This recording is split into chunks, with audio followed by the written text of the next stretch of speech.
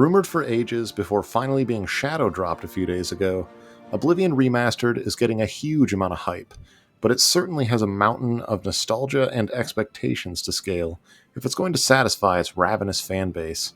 Is it everything we wanted it to be? Let's find out. Rebuilt visually from the ground up in Unreal Engine 5, this will be the biggest section of the review as it's easily the biggest change. The development team at Virtuous did a great job polishing this game's environments and effects to a shine. The world's color grading has certainly changed, as we see a much more grounded, I'd say even muted color palette in this remaster versus the bloomy, hyper-saturated, high fantasy realm of the original, but it does look very refined, and I do think it will be to some people's taste to trade one-to-one accuracy with the original for the higher fidelity and realism. I myself am quite partial to the mystical feeling of the original here, but I also recognize that I'm super biased. Lighting and shadows are of course vastly improved in the remaster, given the nearly 2 decades of progress in the creation tools used and the PC hardware of today. Characters are a bit of a mixed bag for me, however, as we are back in Uncanny Valley again, but in a way that feels distinctly less charming to me, and seemingly many others. Facial animations still seem off, and while some character models do look really nice, others just look rather bizarre. And not in a waxy, potato face silly way like the original, more like the face that wakes you up from a nightmare in a cold sweat. Argonians and Khajiit have probably seen the biggest visual changes and creative liberties taken from the developer, and how you feel about it is going to be highly subjective. I'm pretty indifferent to the changes, honestly. It's nothing as drastic as the Kunari in Dragon Age of the Veilguard. You don't want to be like this. This is disgusting. But without question, they are very high quality models. The character creator is fairly robust, with a decent number of sliders to adjust for male and female characters, just like in the original. Oh, sorry, body type 1 and 2 characters, of course. All joking aside, I think when all the changes are summed up, the net result is definitely positive. Mods can season your Oblivion experience to taste down the line, but what we've got is a massive facelift to an all-time classic, and I think that's pretty cool, especially when priced appropriately at $50. The same soundtrack we know and love is back in all its glory, and the voice acting has seen a decent expansion while retaining its familiar imperfections and quirks, as well as many of the voice acting talents that we all cherish. It's not a ton to report on here, but audio is definitely a win. Given that the game was built on the same creative engine as the original, we've got the same beautifully jank experience you know and love here.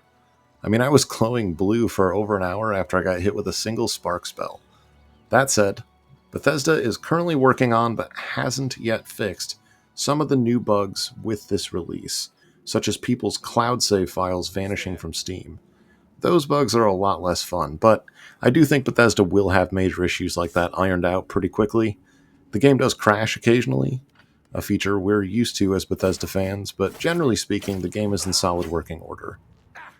The leveling up point system has changed for the better, allowing you to freely allocate 12 stat points as you please each time you level up, which is nice. But the difficulty and level scaling issues people didn't like in the original seem unchanged. A lot of complaints that the jump from Adept difficulty, which is too easy for veteran Elder Scrolls players, to the next step up, Expert difficulty being extreme health sponge death machines, is a bit too drastic.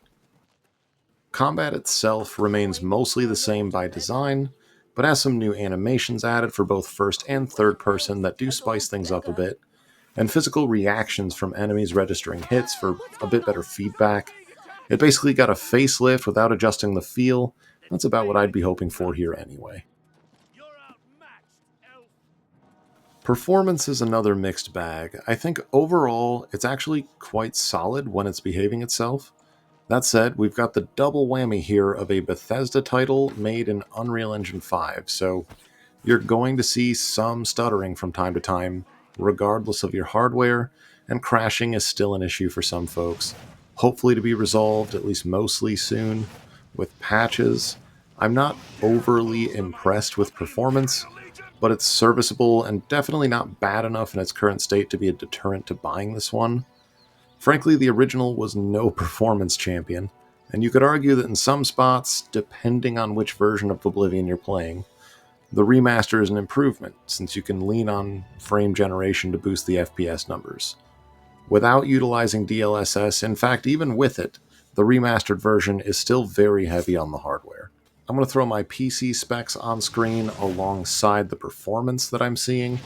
I have everything on high by default, except textures are set to ultra, and the ray tracing, the lumen ray tracing, was set to hardware medium, and this is the results I'm getting. Sub 60 FPS.